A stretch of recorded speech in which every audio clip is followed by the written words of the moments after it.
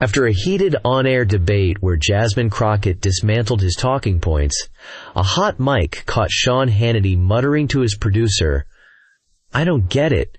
She's just a freshman. Why do they all listen to her?" A moment of raw jealousy that exposed the fear behind his public anger. Before the segment was even over, the whispers had begun in the digital world. It wasn't a hashtag or a trending topic yet. It was something faster, more elemental. It was the flurry of texts between political operatives, the Slack messages flying within newsrooms, and the sudden spike in search traffic for two names, Crockett and Hannity.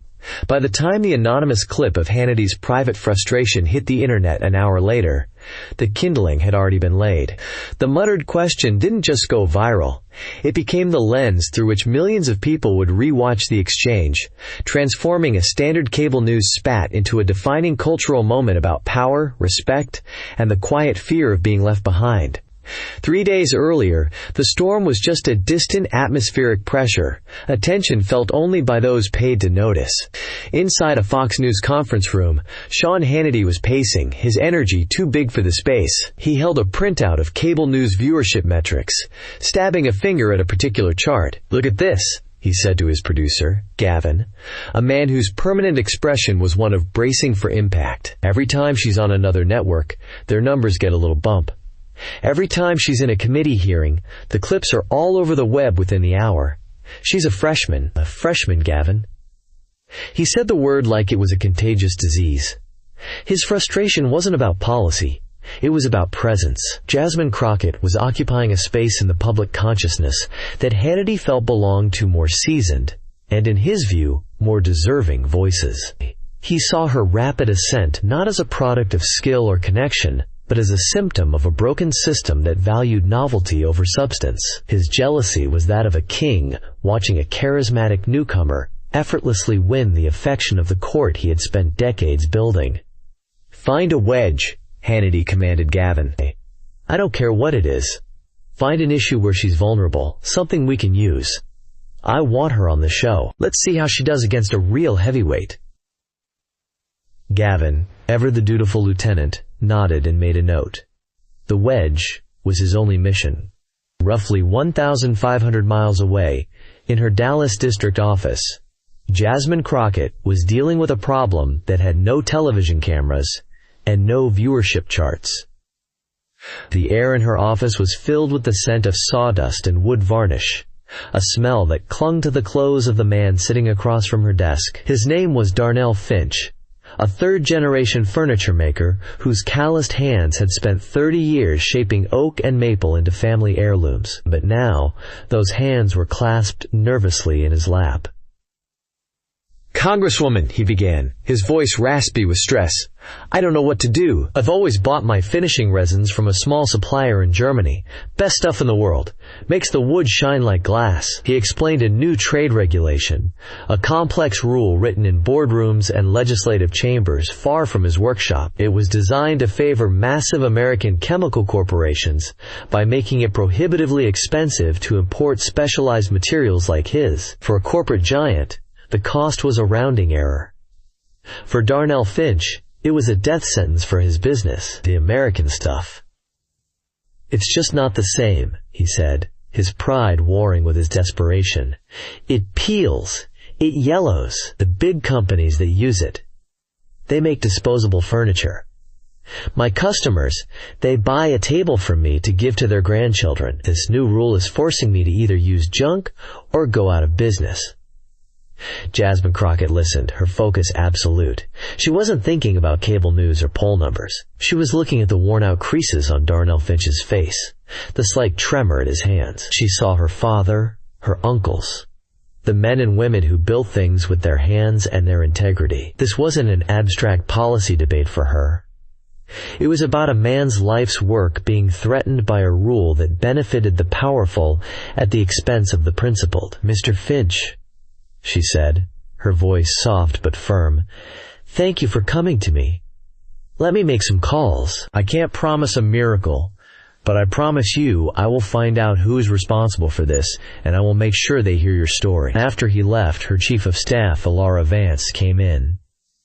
"You need to see this," Alara said, holding up her phone. "It was an email from Gavin, Hannity's producer. He wants you on the show." Crossfire segment. Topic: Are Democrat policies killing the American dream? Alara's tone was dismissive. "It's an ambush, obviously. We should ignore it." But Crockett looked from the email to the door through which Darnell Finch had just departed. The smell of sawdust still lingered. The American dream wasn't a talking point for her today. It had a name, and he had just been in her office. "No," Crockett said, a quiet determination settling in her eyes. "Tell them yes. I have something I want to talk about." She wasn't stepping onto the battlefield to fight Sean Hannity. She was stepping onto it to fight for Darnell Finch. The screen split into two perfect halves. On the right, in his gleaming, blue-lit New York studio, was Sean Hannity, looking as comfortable as a lion in his den. He was leaning forward, a slight smirk on his face, the picture of a man who knew he controlled the game. On the left, broadcast from a simple setup in her Dallas office, was Jasmine Crockett. There was no fancy backdrop, just a bookshelf and a Texas flag. She looked directly into the camera lens, her expression calm and centered. The moderator, a seasoned journalist named Brenda Walsh, laid out the topic. "Mr. Hannity, you've said that recent economic policies from the current administration are a disaster for small businesses. Congresswoman Crockett, you've argued they provide necessary guardrails. Mr. Hannity, you have the floor." Hannity launched in, not with data, but with a broad, sweeping condemnation. "Brenda, it's a catastrophe, plain and simple. We're seeing an assault on the very idea of American entrepreneurship. We have far-left progressives like the Congresswoman here, who would rather bury our job creators in paperwork and regulations than let them thrive. They talk a good game about helping the little guy, but their actions are pure, unadulterated socialism, crushing the spirit of this great nation." It was his standard opening salvo, designed to frame the entire debate on his terms, to force his opponent onto the defensive. He gestured expansively, his voice booming with practiced indignation. He was painting a picture of a nation in flames, with Crockett holding the matches. When he finally paused for a breath, Brenda turned to Crockett. "Congresswoman, your response?" Jasmine didn't immediately refute his grand claims. She didn't bite at the socialism bait. Instead, she made the battlefield smaller, more intimate, more real. "Thank you, Brenda. Mr. Hannity paints a very dramatic picture, but I find that these big, sweeping statements often miss the people who are actually affected. So if you don't mind, I'd rather not talk about abstract ideas. I'd like to talk about a man named Darnell Finch." Hannity's smirk tightened. This wasn't the debate he wanted. He wanted a fight about ideologies, about eggisms. He didn't want to talk about a person. "Mr. Finch," Crockett continued, her tone even and respectful, "is a constituent of mine in Dallas. He's a third-generation custom furniture maker. He's not a billionaire. He's not a corporation. He's just a man who takes pride in his work that has supported his family for decades."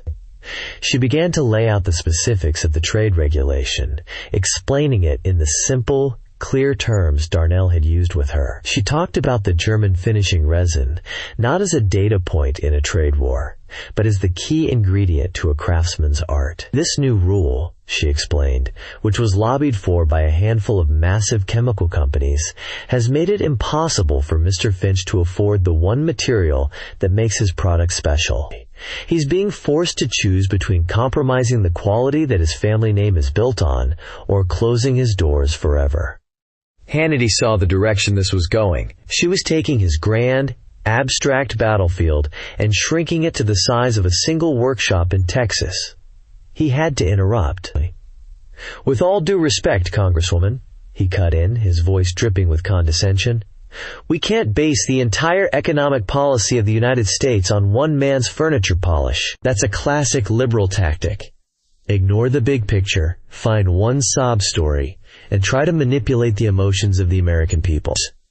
"It's not about furniture polish, Mr. Hannity," Crockett replied, her voice remaining steady, refusing to be rattled. "And Mr. Finch isn't a sob story. He is the big picture."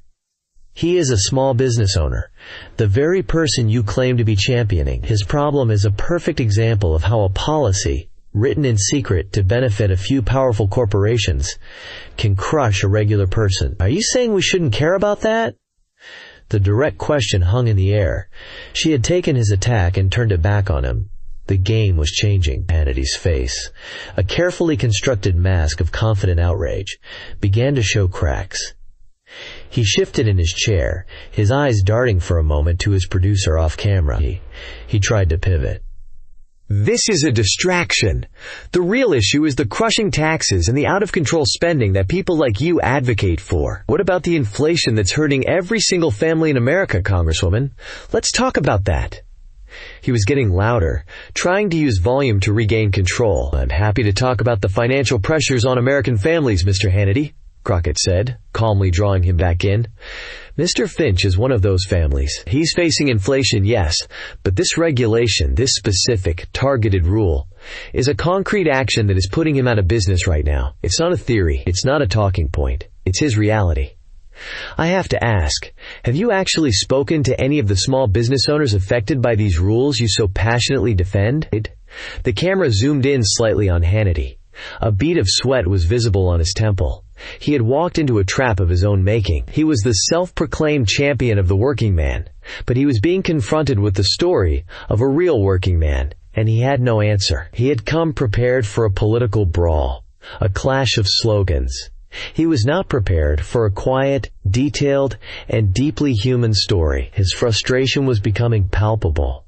His interruptions more frequent, more desperate. He was losing control of the narrative on his own show, and the woman responsible was a freshman, someone he had intended to swat away like a fly. Let me be very clear, Mr. Hannity, Crockett said, her voice cutting through his attempted filibuster. I have no issue with American companies succeeding. I have an issue with the government putting its thumb on the scale to rig the game for a few Goliaths while crushing all the Davids. My job, the one my constituents sent me to Washington to do, is to fight for the Davids. Men and women like Darnell Finch. Your argument seems to be that because his business is small, it doesn't matter. That's a gross and pathetic mischaracterization, Hannity boomed. His face now a shade of crimson that clashed with the cool blue set lighting. He was pointing at the camera, as if he could physically reach through the screen and silence her. You're playing a dangerous game, Congresswoman. You're trying to vilify success. You're telling every kid in America that they shouldn't bother trying to build something big, because people like you will come along and tear them down for it. That's the real anti-American sentiment here. The attack was personal, desperate, and, he hoped, effective. He was trying to frame her as an enemy of aspiration itself. But Crockett didn't flinch. She waited for him to finish, a picture of preternatural calm. Mr. Hannity, with all due respect, you're not debating me anymore. You're debating a phantom in your own head. I never said success was a bad thing. I am celebrating the success of Mr. Finch, the success of his craftsmanship, the success of his family's legacy. The only thing I am tearing down is a bad piece of policy that is destroying his livelihood. The question isn't about vilifying success. The question is, whose success do we value?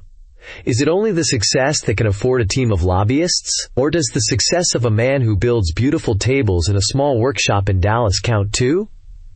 Every sentence was a precise, surgical strike. She was using his own language, success, American, value, and turning it back on him, exposing the hollowness of his rhetoric. He was left sputtering, searching for a new line of attack.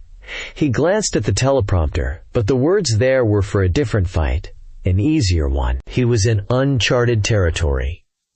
So you're saying, he snarled, trying one last time to corner her, to force her into an answer he could use.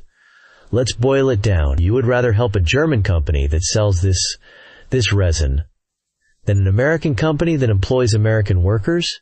Yes or no? It's a simple question, Congresswoman. Whose side are you on? It was the classic demagogue's gambit, a false choice, wrapped in a flag. He leaned back slightly, a flicker of triumph in his eyes. He thought he finally had her. There was a pause.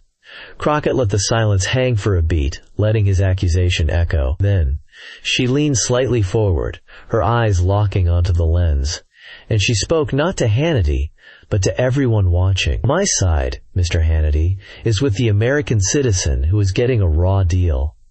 My side is with the small business owner who was promised a level playing field. My side is with the constituents who trust me to be their voice. I believe we can have a country where our big companies thrive without having to extinguish the dreams of our small ones. She paused again, letting the sincerity of her words sink in. Then she delivered the final blow, a line that was quiet, devastating, and utterly true. You see this as a political fight to be won or lost.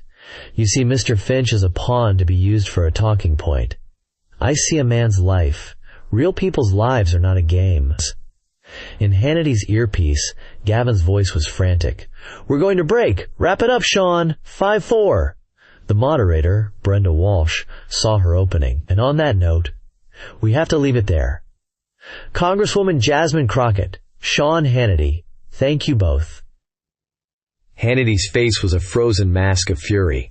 The red light on his camera went off. The feed from Dallas cut to black. The screen was filled with an ad for a reverse mortgage company.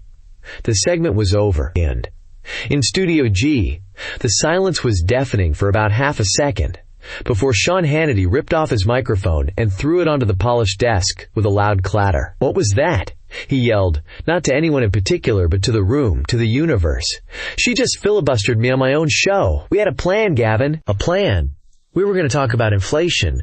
We were going to hit her on spending. He was on his feet now, pacing behind the desk, the adrenaline of the broadcast curdling into pure rage. Gavin rushed onto the set, holding a bottle of water like a peace offering. Sean, we can edit the podcast version. We'll tighten it up. Tighten it up?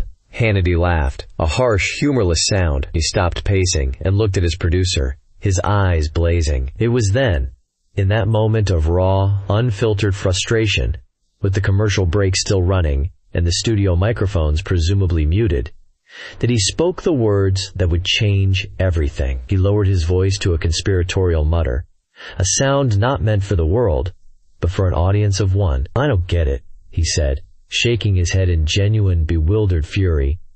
She's just a freshman. Why do they all listen to her? It was a moment of pure, unvarnished jealousy. It wasn't about policy or politics anymore. It was about status. It was the howl of a man who felt his own influence inexplicably waning while hers grew. He didn't know that 50 feet away, in a darkened audio booth, a 22-year-old junior engineer named Leo was doing his post-segment checks.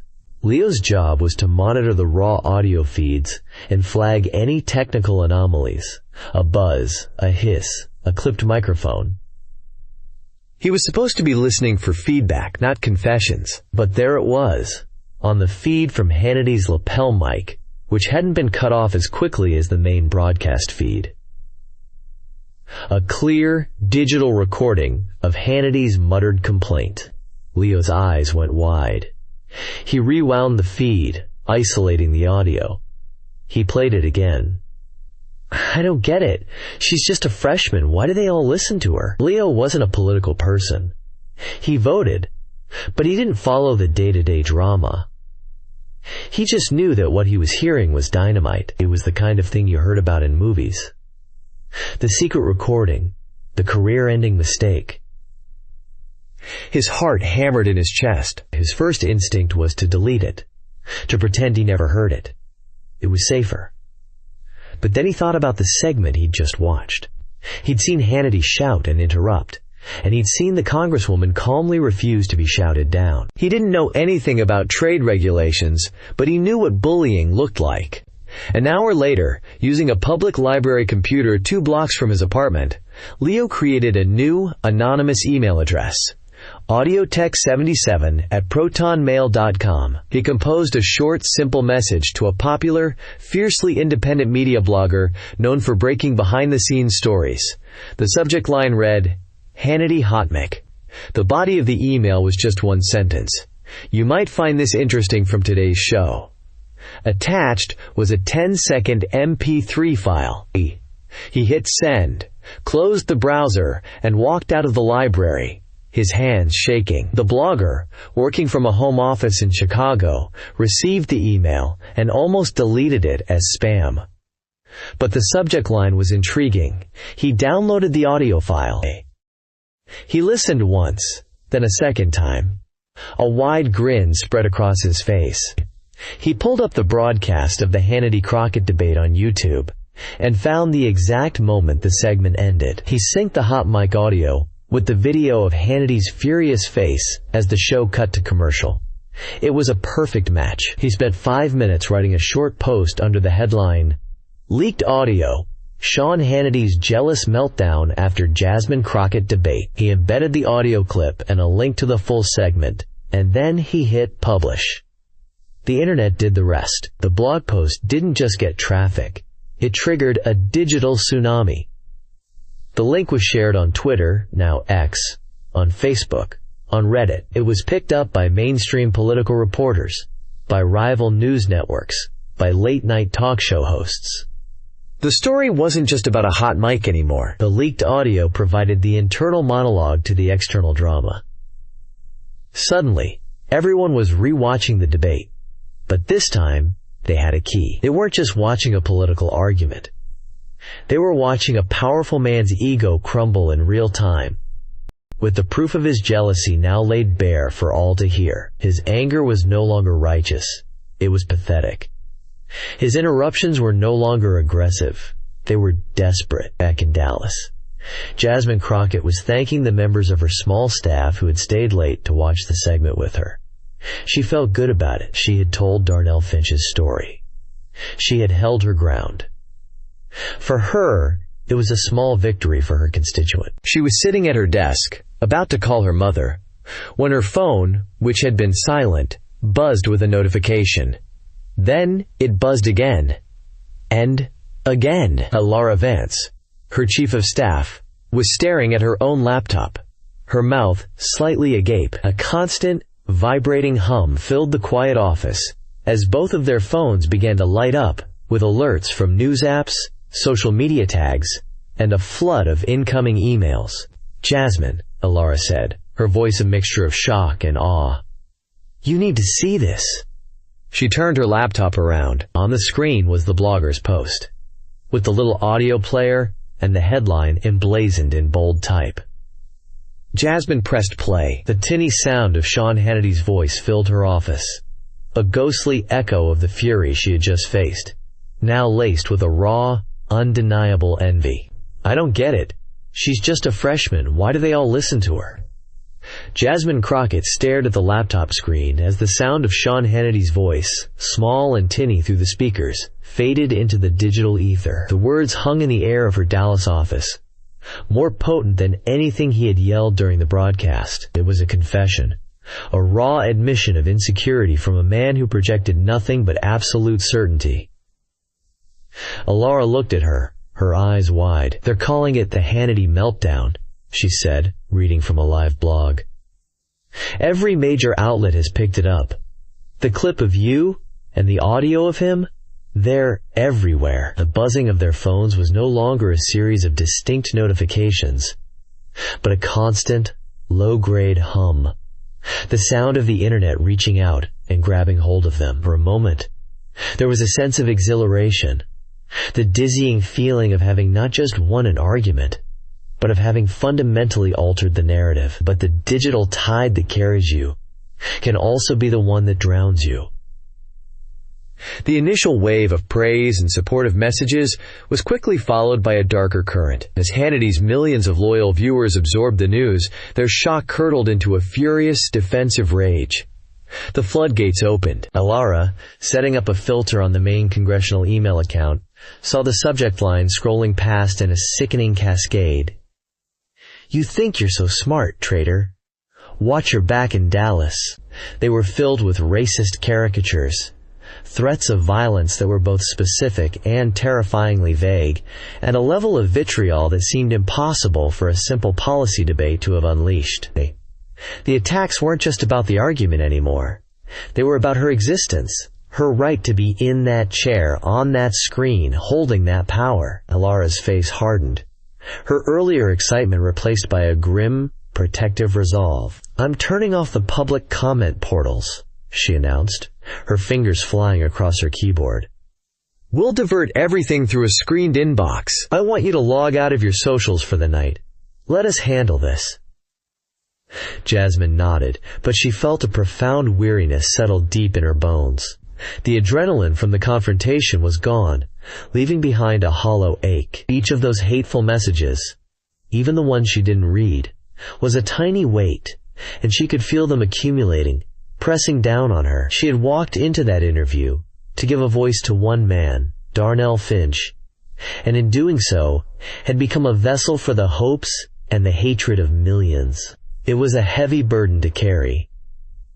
After the rest of her staff had gone home, promising to monitor things from their phones, Jasmine sat alone in the quiet of her office. The city lights of Dallas twinkled outside her window, a silent, indifferent audience to the storm raging on the screen in front of her. She finally picked up her phone to make the one call she had been putting off. Her mother, Letitia, answered on the second ring. "Jasmine, baby, I saw it." Her mother's voice was stripped of any celebratory tone. It was tight, with a familiar, maternal anxiety. "I saw the whole thing." "Hi, Mama," Jasmine said, trying to inject a lightness into her voice that she didn't feel. "Just wanted to check in." "Don't you just wanted to check in me?" Letitia replied, her worry cutting straight through the pretense. "I saw that man's face. The way he was yelling at you, and I've been seeing what people are saying online. Your cousin sent me a link. Are you okay?" "I'm fine, Mama. It's just politics. You know how it is." "No, I don't know how this is," her mother countered, her voice rising slightly. "I know what it is to have a disagreement. I don't know what it is to have thousands of strangers saying they want to hurt you because you did your job. I'm proud of you, Jasmine. I'm proud of you for standing up for that furniture man. But I didn't raise my daughter to be a target for every angry fool with a keyboard. Are you eating? Are you even going to sleep tonight?" The questions were so simple, so maternal, so far removed from the world of cable news hits and viral moments. They were the questions of a mother who saw not a congresswoman, but her child. A tear pricked the corner of Jasmine's eye, a tear of sheer exhaustion. "I'll eat something, Mama, and I'll try to sleep, I promise." "You be careful," Letitia said, her voice softening. "Remember that the good Lord gave you a strong back, but you don't have to carry the whole world on it by yourself. You call me in the morning." "I will. I love you, Mama. I love you more." Jasmine hung up the phone, and the silence of the office rushed back in, now filled with the weight of her mother's fear. That was the real private cost, she realized. It wasn't the anonymous threats from people she would never meet. It was the pain reflected in the eyes of the people she loved, the worry she caused simply by showing up to work. She swiveled her chair to face the window, looking out at the endless grid of lights. Each light was a home, a life, a story. She had tried to tell one of those stories tonight. She had succeeded beyond her wildest imagination. And now, she felt more alone than ever. The victory felt hollow, because the fight had taken on a life of its own, and she was no longer sure she was the one in control of it. While Jasmine Crockett wrestled with the consequences of her newfound notoriety, another conversation was taking place in a different city, within a different media ecosystem. Prescott Thorne, a conservative commentator whose syndicated column ran in dozens of newspapers, sat in his leather-lined study in Washington, D.C., a glass of bourbon sweating on the coaster beside him. Thorne was a relic of a different era. He was a conservative of the old school, one who believed in institutions, intellectual rigor, and the power of a well-reasoned argument. He viewed people like Sean Hannity not as allies, but as arsonists who had set fire to the conservative movement for the sake of ratings and access, replacing reasoned philosophy with cheap, populist rage. His executive producer, a young, earnest man named Arthur, forwarded him the link to the blogger's post. "Prescott, you need to see this. Hannity is getting killed, but Crockett is coming off like a rock star. Our base is furious with her. Arthur expected his boss to share in the outrage, to begin dictating a column about how Crockett had disrespected a conservative icon. Instead, Thorne was silent for a long time as he watched the clip of the debate, and then listened to the leaked audio file. He played the 10-second clip of Hannity's mutterings 3 times. Arthur watched him, confused. Thorne wasn't angry at Crockett. The look of profound, weary disgust was settling on his face, and it was directed entirely at Hannity. "Look at him," Thorne said quietly, more to himself than to Arthur. He gestured at the frozen image of Hannity on his screen. "Look at the sheer panic in his eyes when she refused to play his game. He comes armed with slogans, and she comes armed with a story. He wants to have a shouting match, and she wants to have a conversation. He is utterly, completely lost." Thorne took a sip of his bourbon. "And then this." He tapped his finger on the speaker of his laptop where the audio had just played. "This whine. Why do they all listen to her? He sounds like a high school quarterback complaining that the new kid is getting more attention. It's pathetic." "But she's a progressive, Prescott," Arthur stammered, trying to understand his boss's angle. "She wants to regulate everything. She stands for everything we're against." "Of course she does," Thorne snapped, finally looking at Arthur. "And it is our job to defeat her arguments with better arguments. It is our job to show the American people that our vision for this country is superior. We do that with logic, with persuasion, with intellectual force. We do not do it by shouting down a congresswoman on national television because she brought up an inconvenient fact. This isn't a debate, it's a temper tantrum." Thorne stood up and began to pace, much like Hannity had. But his energy wasn't frantic. It was focused, clinical. He's not angry that she's wrong. He's terrified that she's effective. He's not defending a principle. He's defending his turf, and in doing so, he makes all of us look like weak, insecure bullies. He saw the bigger picture. He saw an opportunity to draw a bright line in the sand, to separate his brand of conservatism from the rage-fueled performance art he believed was poisoning it from within. This wasn't about defending Jasmine Crockett's politics. It was about defending the integrity of the arena itself. "Arthur," he said, stopping his pacing, "clear my schedule for tomorrow morning's broadcast. I'm bumping the segment on the capital gains tax." Arthur looked at him, startled. "What are you going to talk about?" Thorne walked back to his desk and looked at the picture on his screen one last time. "I'm going to talk about this," he said, his voice cold and resolute. "It's time someone explained the difference between a strong conservative argument and pathetic whining." The next morning, the bright, unforgiving lights of a television studio warmed Prescott Thorne's face. He sat not behind a massive, imposing desk, but in a simple armchair, a mug of coffee resting on a small table beside him. He looked into the camera, his expression serious, almost professorial. There was no bombastic opening music, no flashy graphics, there was only silence. And then Thorne's calm, authoritative voice filled it. "Good morning," he began. "Last night, 2 of my colleagues in the media had a debate.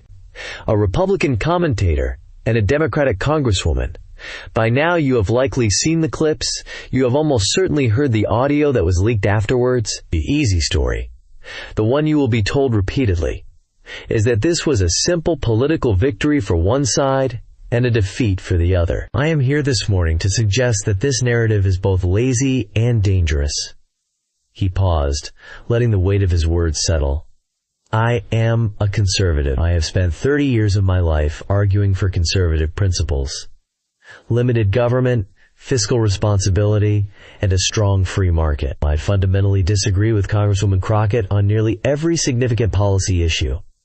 And yet, I cannot find any fault in how she conducted herself last night." A collective gasp went through the control room.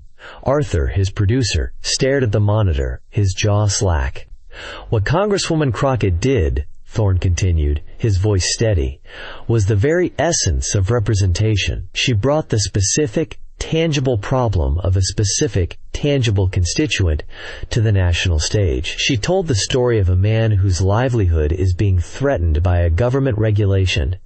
This is not a liberal or a conservative act, it is a congressional one. It is, quite literally, the job.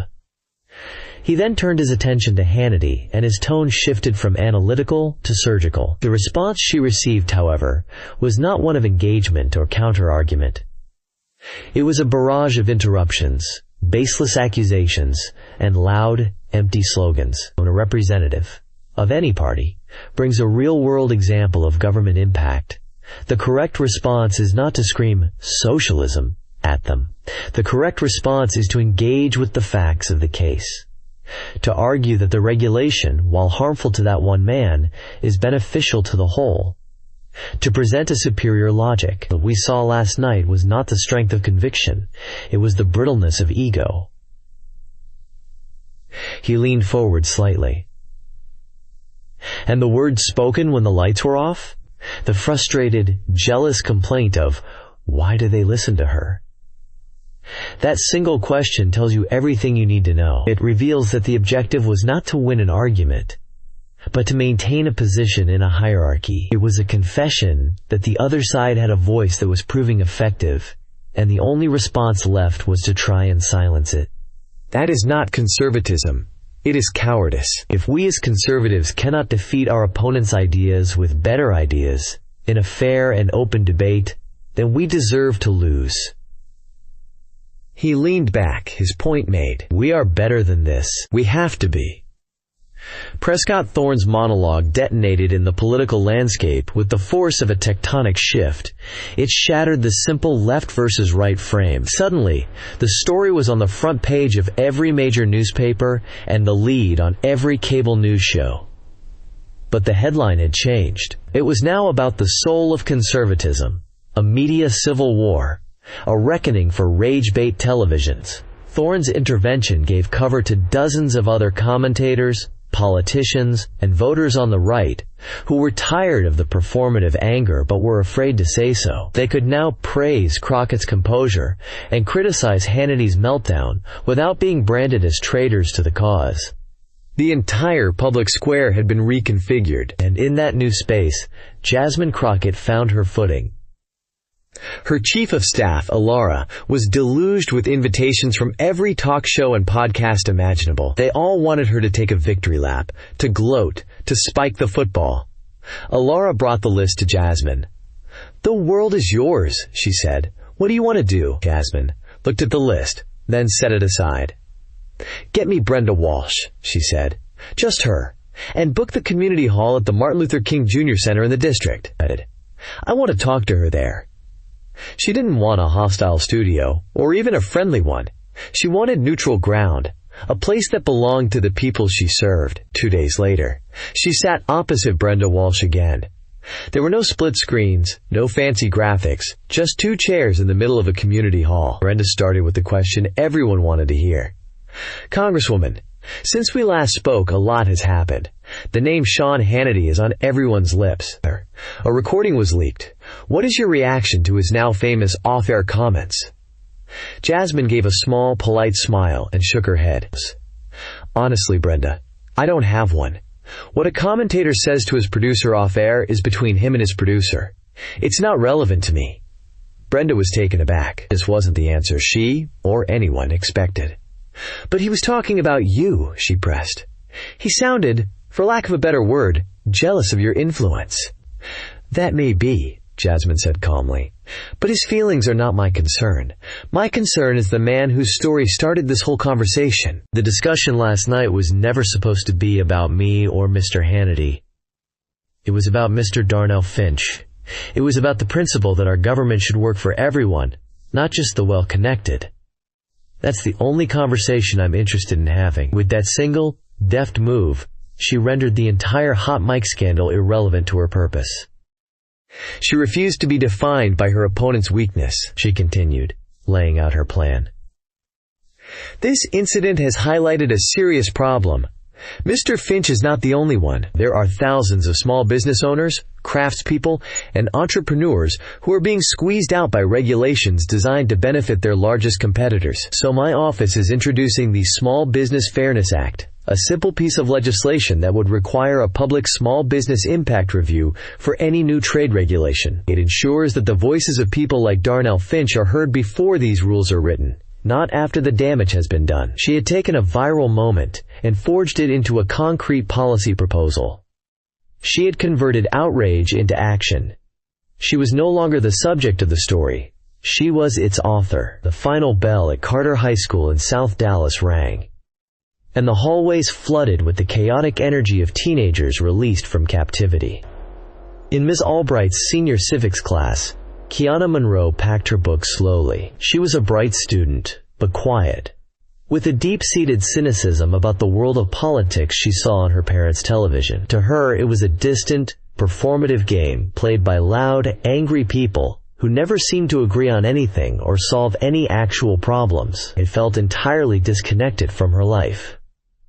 "All right, settle down for a minute, everyone," Miss Albright said, raising her voice over the din. "Before you go, I want to show you 2 short clips. Think of it as a real-world pop quiz."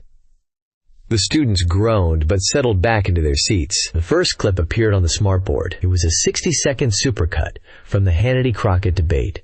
Hannity shouting, pointing, Crockett trying to speak, the moderator trying to intervene. It was pure chaos. The students laughed and rolled their eyes. It was exactly what Kiana expected politics to be, a loud, pointless circus. "Okay," Ms. Albright said, pausing the video. "Now watch this." She played the second clip. It was from Jasmine Crockett's interview with Brenda Walsh at the community center. The room was quiet.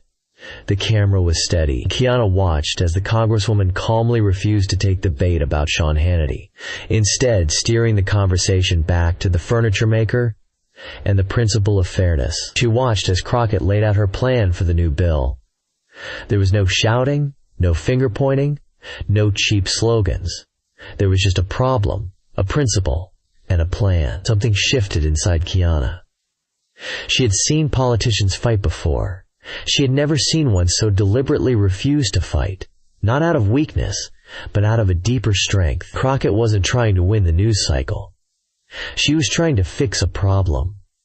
She had used the platform she was given not to tear someone down, but to build something up. For the first time, Kiana saw a bridge between the noisy world of politics and the real world she lived in.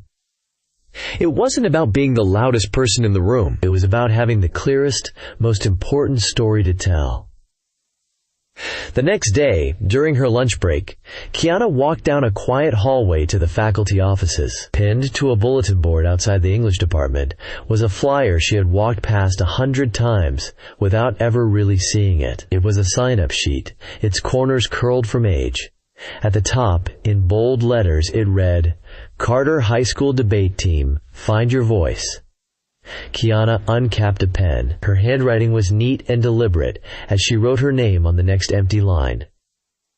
It was a small, quiet act that no one else saw, but it was an echo, a lasting reverberation of a battle won not by shouting, but by speaking a simple truth in a voice that was clear enough to be heard above the noise. What do you think is the more effective tool for change? The raw, emotional power that can start a movement, or the quiet, determined work required to see it through? Let us know your thoughts in the comments below. And for more stories that go behind the headlines, don't forget to subscribe.